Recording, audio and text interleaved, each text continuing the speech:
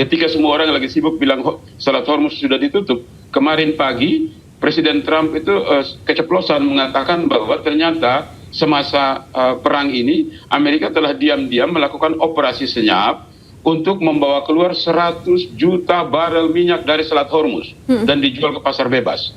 Itu pernyataan Presiden Trump. Pemirsa, Presiden Amerika Serikat Donald Trump membatalkan rencana serangan ke Iran hari ini. Trump juga isyaratkan kemungkinan kesepakatan dengan Iran akan tercapai.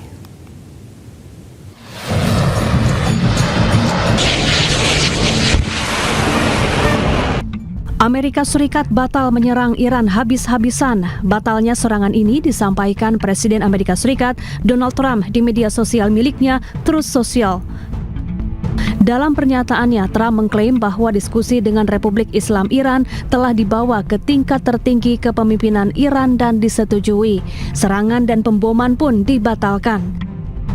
Tak hanya itu, Trump juga menyebut Iran setujui seluruh poin perdamaian yang diajukan Amerika Serikat, salah satunya terkait nuklir. Just made a great settlement of the war with Iran, and we're going to be subject to finalization of documents, which should get done over the next few days. We'll probably have a signing maybe in Europe, and it's a great thing. And most importantly, we have a deal that Iran will never have a nuclear weapon, which was the whole purpose of what we had to go through to get this. So it's a very big thing. Sementara itu, Trump memastikan meski serangan dihentikan, namun blokade pelabuhan Iran masih berlaku.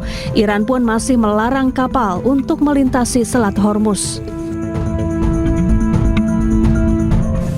Ya, pemirsa, untuk membahas batalnya serangan Amerika Serikat terhadap Iran dan upaya negosiasi damai antara kedua negara, kita terhubung bersama pakar politik luar negeri, ada Pak Pitan Daslani. Selamat siang Pak Pitan, apa kabar? Selamat siang, baik sekali. Baik. Apa kabar di studio? Baik juga. Pak Pitan, ini Presiden Amerika Serikat menyebut membatalkan serangan ke Iran karena Iran sudah setuju pada poin-poin kesepakatan termasuk tentang nuklir. Apakah perdamaian memang sudah dekat atau ini adalah upaya Amerika Serikat membangun narasi kemenangan politik?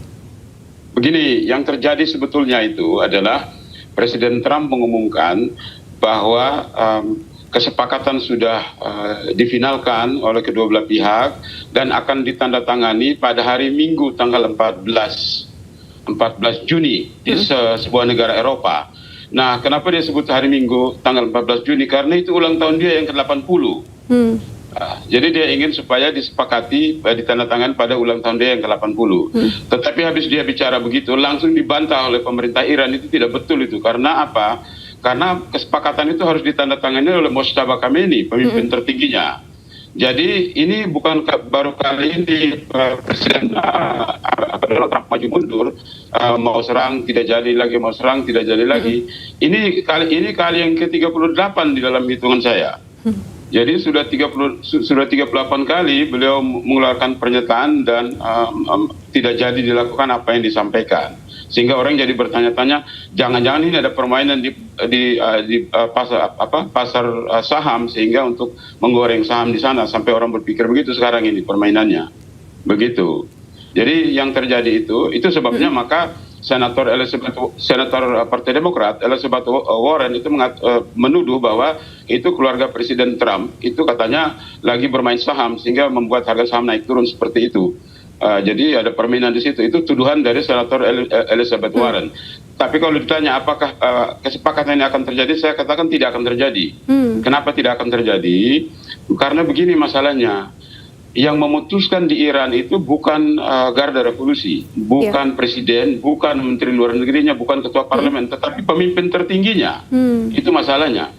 Nah, sementara kita harus mengerti bahwa 14 poin yang dari pihak Amerika dan usulan dari pihak Iran itu sebetulnya merupakan penjabaran dari pernyataan Mojtaba Khamenei pada 10 Maret yang lalu.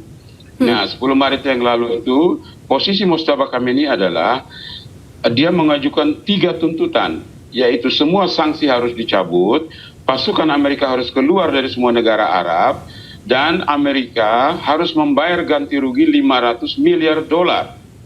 itu yang dituntut oleh Mustafa Khamenei. Harus bayar ganti rugi $500 miliar, baru kita bisa bicara perdamaian. Begitu posisi Mustafa Khamenei. Sementara yang terjadi sekarang ini kan hanya sudah 6 kali ini draft yang diajukan dimediasi oleh Pakistan bolak-balik, tapi kan tidak terjadi hasil apa-apa. Jadi dalam observasi saya, yang disampaikan oleh Presiden Trump bahwa besok hari Minggu akan menandatangani perjanjian, itu mungkin yang akan terjadi itu hanya perayaan hari ulang tahun Presiden Trump yang ke-80.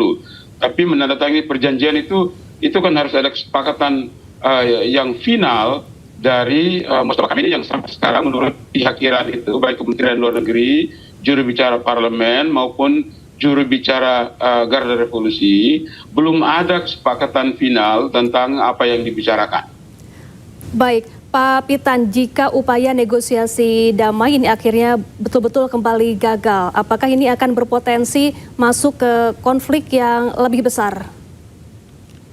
Begini, hari Kamis malam kemarin itu, Presiden Trump berbicara di telepon dengan Perdana Menteri Netanyahu untuk meyakinkan Perdana Menteri Netanyahu di Israel bahwa kepentingan Israel akan terakomodasi di dalam kesepakatan MOU yang akan ditandatangani.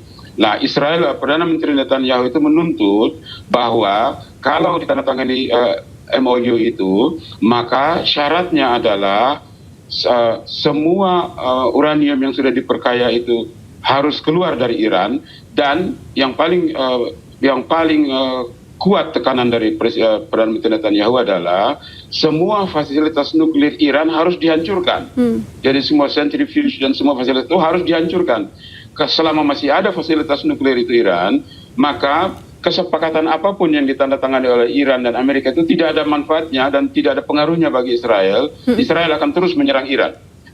Jadi meskipun ditandatangani kesepakatan itu dengan terjadi penandatanganan, tapi selama masih ada fasilitas nuklir Iran di Iran, maka Israel akan tetap menyerang dan menghabisi sampai dia ingin membom supaya semua fasilitas nuklir Iran itu harus dihapus sama sekali. Itu yang pertama. Yang kedua, dia minta bahwa program pengembangan rudal balistik itu harus dibonsai. Jadi dikerdilkan supaya Iran tidak punya lagi kemampuan untuk menembak ke Israel. Itu tuntutan dari Israel. Nah, dengan begini posisinya, maka sudah bisa kita simpulkan tidak akan pernah terjadi perdamaian antara Iran dengan Israel, sehingga Amerika ini hanya bermain diplomasi saja untuk menggoreng saham, pasar saham dan mempermainkan harga minyak. Tapi jangan lupa, ketika semua orang lagi sibuk bilang Selat Hormuz sudah ditutup, kemarin pagi Presiden Trump itu keceplosan mengatakan bahwa ternyata semasa perang ini Amerika telah diam-diam melakukan operasi senyap untuk membawa keluar 100 juta barel minyak dari Selat Hormuz dan dijual ke pasar bebas. Itu pernyataan Presiden Trump. Nah, sehingga antara berita yang kita dengar atau kita baca dengan kejadian sesungguhnya di lapangan di medan perang itu tidak seperti itu gitu. Begitu peristiwanya. Jadi selama Israel selama Iran masih punya fasilitas nuklir, maka perdamaian tidak terjadi. Itu yang dibicarakan antara Perdana Menteri Netanyahu dan Presiden Trump hari Kamis kemarin. Sehingga ketika Presiden Trump katakan bahwa besok hari Minggu itu mau tanda tangan perdamaian, menurut saya itu wishful thinking ya. Tidak akan terjadi itu.